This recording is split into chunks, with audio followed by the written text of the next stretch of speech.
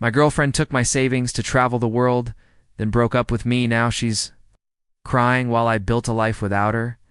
I'm a 27-year-old guy, and I thought I'd found the one. My life was simple, maybe even boring to some, but it was stable. I worked long hours at a small tech company, came home to instant noodles and budget spreadsheets, and saved every spare dollar for something I believed would change everything: a trip around the world with my girlfriend, Clara. She used to call it our dream, and every time she said it, I felt like I was building something real with her, a future that actually meant something. Clara wasn't just beautiful, she was magnetic. She had this energy that made every dull day feel like an adventure waiting to happen. On weekends, we'd sit cross-legged on my old couch, scrolling through travel vlogs and Pinterest boards, making lists of the countries we'd visit. Thailand first, she'd say, eyes gleaming, then Italy because you owe me pasta by the sea. We'd argue playfully about routes, laugh about what we'd pack, and she'd promise, once we do this, we'll be unstoppable.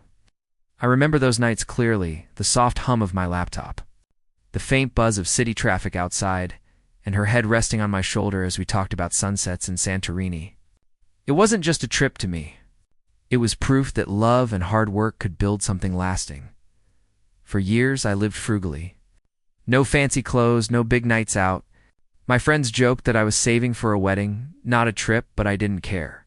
The thought of seeing the world with Clara made every sacrifice worth it. Then one night, after months of grinding, I checked my account. The number I'd been chasing for so long finally stared back at me. I smiled, imagining her reaction when I'd tell her we were ready, that this dream, our dream, was finally within reach.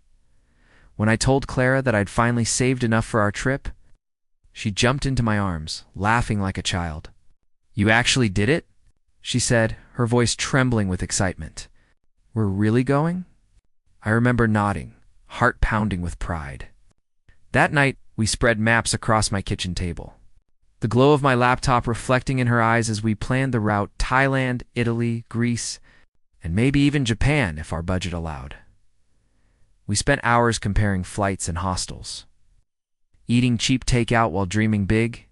She was radiant, talking faster than ever, already imagining the beaches, the food, the sunsets. "This is our time, babe," she said. "Just us, no stress, no work, just the world and us." I swear I'd never seen her so alive. I thought to myself, this is it, the start of everything I've worked for. But little things started to shift, so subtly that I almost missed them. When I talked about our itinerary, she started saying her itinerary. "I've always wanted to see Bali," she'd say, instead of we. When I mentioned sharing costs for smaller expenses, she waved it off. "Don't worry, I'll handle the trip fund. It's easier if it's all in one account." Made sense, logically. We'd be booking flights, hotels, and tickets. Managing it from one account was practical. She even laughed when I hesitated. "What? You don't trust me?" she teased, pressing her hand to my chest. I laughed too, embarrassed that I'd even paused. Of course I trusted her. That night I transferred everything I had, years of savings, gone in a few clicks. But it didn't feel like a loss. It felt like love in its purest form, a gesture of faith. I didn't realize I'd just handed her both my dream and the means to destroy it. A few weeks before our departure, something about Clara began to change.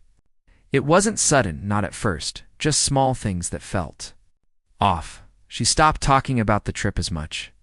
When I'd bring it up, she'd smile faintly and say, "Yeah, we'll figure that out later." Her excitement faded into something quieter, distant. I tried to ignore it, convincing myself it was just stress or nerves. But the silence between us started to stretch longer than usual. It's like a fog I couldn't see through. One Friday, I called her after work, ready to talk about our packing list. Her tone was distracted. "I can't talk right now, babe. Just give me a bit of space, okay?" "Space? What's going on?" I asked, feeling a knot tighten in my chest. "Nothing," she said quickly. "I'm just overwhelmed. Work, planning, life, everything." Her words sounded rehearsed. The next few days were agony. She barely texted, skipped our calls, and started leaving my messages on read. I told myself she just needed time, but every instinct screamed that something was wrong. I scrolled through our old messages late at night, clinging to the version of her who used to dream with me. Then one morning, I woke up to a single notification, a text from Clara. My hand shook as I opened it. "I think I need space before the trip. I'm sorry." That was it. No explanation, no follow-up. The morning after she disappeared, I just sat there staring at my phone, refreshing her profile like maybe it was some kind of mistake. The same error message kept popping up. User not found. My chest felt hollow. I didn't want to believe it. She wouldn't do this to me. Not Clara. Not after everything we planned. After every late-night conversation about trust and forever, I told myself she was scared. Maybe she panicked about commitment. Maybe something happened with her family. Anything was easier to believe than the truth. I called her friends. They gave me vague, pitying answers. She just needed to clear her head, one said. Another added, she mentioned wanting time alone before the trip. I remember gripping the phone so tightly my knuckles turned white. The trip. The one I'd paid for. The one she was supposed to share with me. Days blurred together. I didn't eat much. Didn't sleep. Every time my phone buzzed, my heart jumped, but it was never her. My friends told me to report it, to call the police, to do something. But what could I say? My girlfriend took all my savings and blocked me. It sounded pathetic. Then, one night I saw it. My coworker called me over, phone in hand. "Isn't this your girlfriend?" he asked. On the screen was Clara, smiling in front of a beach in Bali. The caption read, "Living my best life." The room spun. My heart stopped. Every denial, every excuse I'd made for her shattered in that instant. She hadn't lost her phone. She hadn't panicked. She had left. And she was out there living the dream I'd built for us with my money. I closed the browser, my reflection staring back from the dark monitor. For the first time, I realized I wasn't heartbroken yet. I was still in denial. The heartbreak was just about to begin. It didn't take long for everyone to find out. Clara's pictures started circulating among mutual friends, beaches, cocktails, infinity pools. Every post was tagged with hashtag self-growth and hashtag living free. The comments were full of admiration from people who had no idea what she'd done. "You're so brave." "Living the dream." "Inspiring." Each word cut deeper than the last. At first, I tried to stay invisible. I muted her name, avoided social media, pretended none of it existed. But screenshots have a way of finding you. A friend sent me a meme. Someone made a joke about the guy who paid for his girlfriend's freedom. They didn't use my name, but everyone knew. I was the punchline in a story I hadn't agreed to tell. The humiliation burned more than the heartbreak. People pitied me, laughed at me, whispered behind my back. Even my coworkers tiptoed around the subject. I wanted to scream, to tell them it wasn't just about the money, it was about trust. It's about love, about being made to feel small for believing in something pure. But instead, I shut down. I stopped talking about her entirely. One night I scrolled through her feed again. I shouldn't have, but I did. She'd posted a picture of herself in Italy, holding a glass of wine with the caption, "Grateful for every risk I took." I remember whispering to myself, I was the risk. That was the night something in me snapped.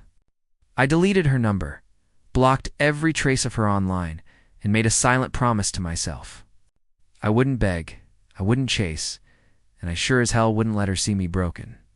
If she wanted space, I'd give her all the space she needed, a world away from mine. But inside, I already knew. This kind of silence wasn't peace. It was the beginning of something darker, the fight to rebuild myself from the ruins she left behind. It took months before I could even look at myself in the mirror without flinching. Every reflection reminded me of the fool who trusted too icily, loved too deeply, and got used like an ATM with feelings. But pain has a strange way of forcing you to evolve. I stopped checking her socials, stopped imagining what I'd say if she came back. Instead, I started running literally. Every morning before sunrise, I'd hit the pavement. just letting my anger burn itself into sweat. It started small, 1 mile, then 2, then 5. I didn't realize it then, but I was rebuilding something far more important than savings, myself. Somewhere between exhaustion and numbness, I found clarity. I began journaling, recording my thoughts, and posting snippets online. People resonated with it. The heartbreak, the recovery, the honesty. "Man, your story hits hard," one commenter wrote. "You should talk more about this." So I did. I started sharing my journey, not as a victim, but as someone clawing his way back.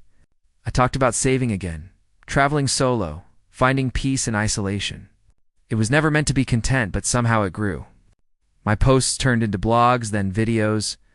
I began a small YouTube channel called The World Without You, chronicling the places I went alone: Thailand, Italy, even Greece. The irony wasn't lost on me. By the time 2 years passed, I had a community. Sponsors reached out. I wasn't rich, but I was stable, confident, whole. The same world Clara ran off to explore had become my greatest healer and my career. One evening, while editing a vlog from Bali, the very beach where she once stood, I caught my reflection on the screen. I didn't see the broken man anymore. I saw someone she'd never recognize, and maybe, just maybe, someone she'd regret losing. I didn't know then. That regret was about to knock on my door. It was a quiet evening when her name appeared on my screen again. Clara. For a moment, I thought it was a mistake. My stomach tightened as I read the message. "Hey, it's been a while. I saw one of your videos. You've really changed." I stared at it for a long time, my pulse echoing in my ears. 2 years of silence, and she reappears, just like that. I typed and deleted my reply 3 times before settling on, "Yeah, life's been different." I wanted to sound casual, detached, like she hadn't once shattered me, but curiosity crept in, the kind I hated myself for feeling. What did she want now? The next message came quickly. "I'm back in town. Would you want to catch up? For closure, maybe?" Closure. That word felt like a cruel joke. Still, part of me wanted to see her. Not for closure, but to look her in the eye and prove she no longer had power over me. So I agreed the following day. No. I checked her social media. I wish I hadn't. Gone were the luxury photos and tropical captions. Her posts were sporadic now. Grainy selfies, cryptic quotes about starting over. Something about them felt desperate, hollow. When we met at a small cafe downtown, my chest tightened. She looked different. Not the radiant girl who left me behind, but someone carrying invisible weight. Her hair was shorter, her smile faint, her confidence replaced by uncertainty. "Wow," she said softly, looking me over. "You look amazing. I'm proud of you." I forced a polite smile. "Thanks. You seem..." Okay, her eyes flickered away. "Yeah," she whispered. "I've had better years." For a moment I almost felt sorry for her. Almost. But then I remembered that text, that vanishing act, that gut punch of betrayal. And just like that, the pity turned to cold curiosity. If she was here for closure, I was going to find out what that really meant.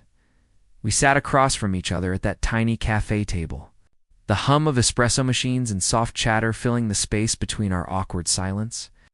I hadn't seen her in 2 years, but in that moment, it felt like I was sitting across from a stranger wearing a ghost of a familiar face.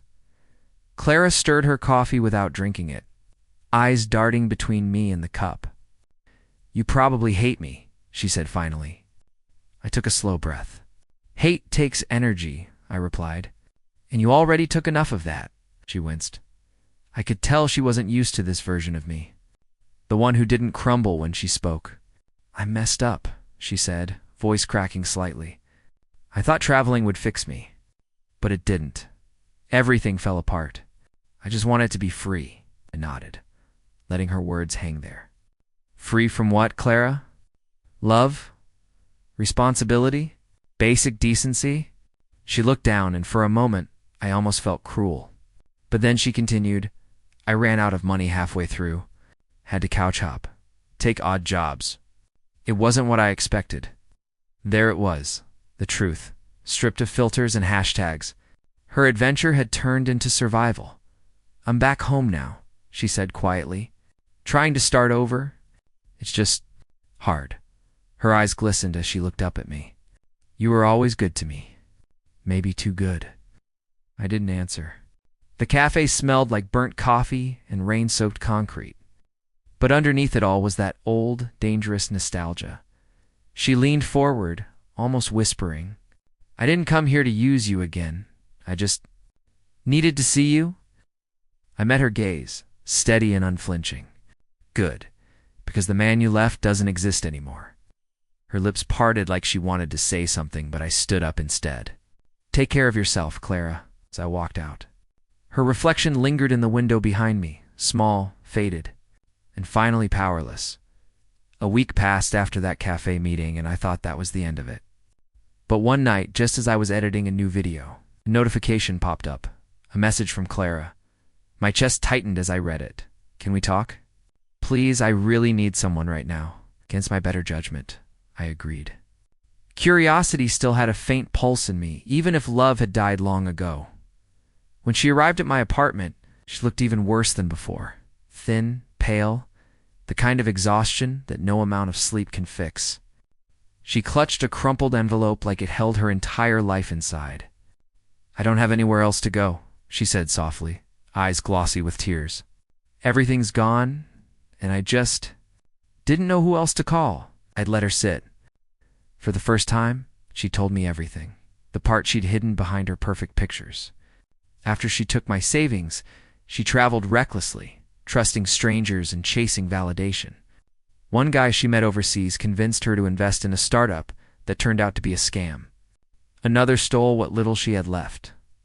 By the time she realized, it was too late. "I came home broke," she whispered. "My parents won't talk to me. I can't get a job. And I know I don't deserve your kindness, but—" Her voice cracked. "I just wish I could go back and fix it. I should have felt satisfaction, poetic justice, karma, closure. But all I felt was a quiet, heavy sadness. Not for her choices, but for the person I used to be, the man who believed love meant sacrifice." When I stood up, she grabbed my hand. "Please," she whispered. "I regret everything." I looked her in the eye and said, "You didn't just take my money, Clara. You took my trust. And that's something you'll never get back."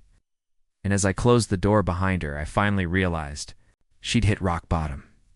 But I wasn't there with her anymore. I thought that moment, closing the door, would be the end. But life has a cruel sense of irony. A few weeks later, I posted a new vlog titled "How Pain Became My Passport." It was about rebuilding after betrayal, about finding peace through solo travel. The video gained traction, thousands of comments, people thanking me for being real. It felt good. Until I saw her name appear again. Clara had left a comment under the video. "Proud of how far you've come. You deserve happiness." It wasn't hateful, but it was enough. Within minutes, the comment section lit up. Viewers who'd followed my story for years recognized her name. Some even remembered the viral posts from when she'd left me. One user replied, "Wait, is this the girl who stole your savings?"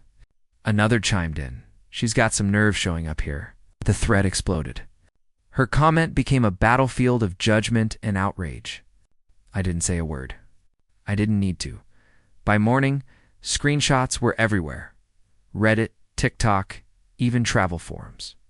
People were dissecting her actions, calling her out, dragging her self-growth persona through the same public lens she'd once used to flaunt her life. She deleted her comment, then her account. But it was too late. The internet has a long memory. That night, she texted me again. "Why didn't you defend me?" "You know I'm not that person anymore." I stared at the message, the same mix of guilt and disbelief twisting in my chest. I typed one sentence. "You taught me silence can be stronger than words," and I hit send and blocked her. For years, I'd been the one haunted by shame. But now, the story had flipped, and for the first time, I wasn't the one who had to hide. The next morning felt strangely calm, like the air after a storm. For the first time in years, Clara wasn't in my head. Not as a memory, not as a wound. Just silence. I brewed coffee, opened my window, and watched the city wake up, the early sunlight spilling across the skyline. It hit me how peaceful it felt to not be waiting for an apology anymore. I didn't need her regret. I'd already moved on without it. In the weeks that followed, life settled into something beautifully ordinary. My videos kept growing, my audience expanding, and brand deals started trickling in. But it wasn't the numbers that mattered, it was the messages from strangers. People who'd written, "Your story helped me leave someone toxic," or "I started saving for my dream again." I realized something powerful. My pain had become someone else's permission to heal. One evening, while replying to comments, I saw her name one last time, not on social media, but in my inbox. The subject line read, "I owe you more than an apology." I hovered over it, heart steady. I didn't open it. I didn't need to. Whatever she had to say now wouldn't change the story we'd already written. I closed my laptop and stepped onto my balcony. The breeze carried the faint hum of traffic and laughter from the street below.